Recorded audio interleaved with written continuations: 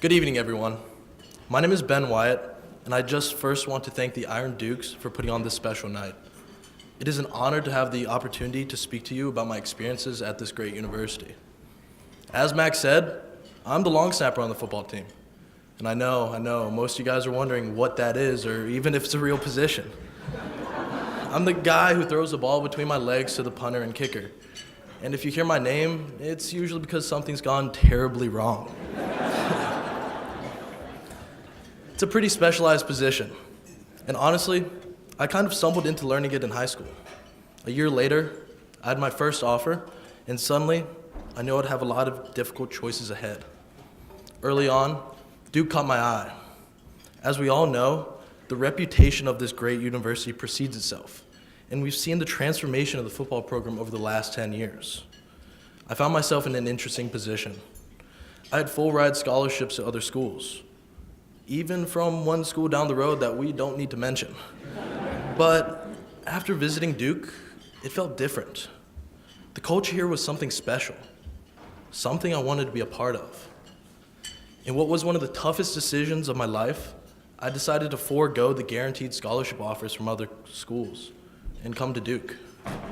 In the end, I made an investment in my future. As it turned out, I was able to earn a full ride here, for which I'm forever grateful. The culture of Duke football, the athletics department, and the university has pushed me to grow in every facet of my life. Athletically, I've been blessed to be part of a team that I wouldn't trade for the world. But we all face adversity from time to time. For me, that occurred my freshman year. During practice, I injured my shoulder and learned I need to get surgery. This was the first time I needed an operation that would necessitate extensive rehab, and I was scared. Over that next year, the injury rocked my world. It would have been so easy to get lost in darkness, but I was surrounded by people who believed in me even when I was doubting myself. If it wasn't for these people, I'm not sure I'd be snapping today. Looking back, it was moments like these where I experienced the most personal growth, cultivated self-confidence, and when friends became family. Sure, during my time so far, our team's been able to do some pretty cool things. We've won 2 bowl games, kept the victory bell for 3 straight years. Yeah, that's kind of a big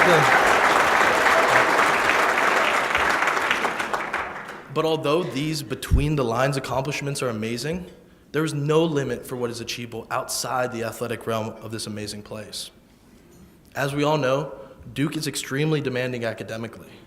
However, being here allows us the opportunity to learn from world-renowned professors and take a variety of thought-provoking courses. I've taken classes ranging from learning how to fail to econometrics. And I'm sure as hell glad I took learning to fail before I took econometrics.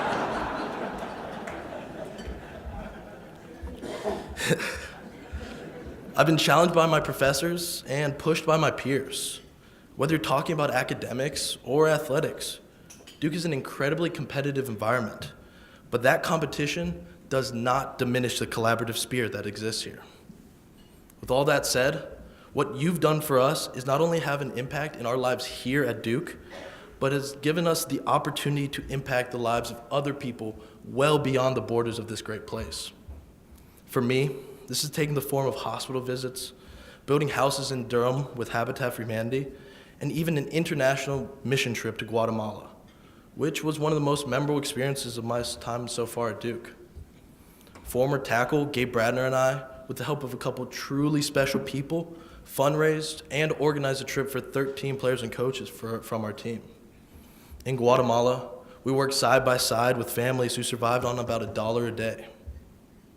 Throughout the week, we built wood-burning stoves, laid the foundation for a house, embraced an entirely new culture, and continued to grow together as teammates and friends.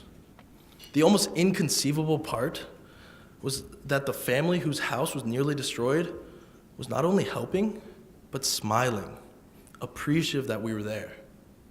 They had little more than each other, but they didn't allow their circumstances take away their happiness. That attitude was something we all learned from. Interestingly enough, My friend Pradeep, a Duke alumni and Iron Duke who joined us in Guatemala and was vital to the success of the trip, became my scholarship donor last year. So Pradeep, I want to personally thank you for all you've done for me as a mentor, but more importantly as a friend. Duke University isn't the greatest university because everything's easy. There will be tremendous highs and unfortunate lows. But what makes Duke the greatest university is that through these highs and lows, you'll be surrounded by people of the highest quality who will not only help you, but push you to become the best versions of yourself. For that, I want to say thank you for all your support and all you do to create this incredible opportunity for each and every single one of us. Thank you, and go Duke.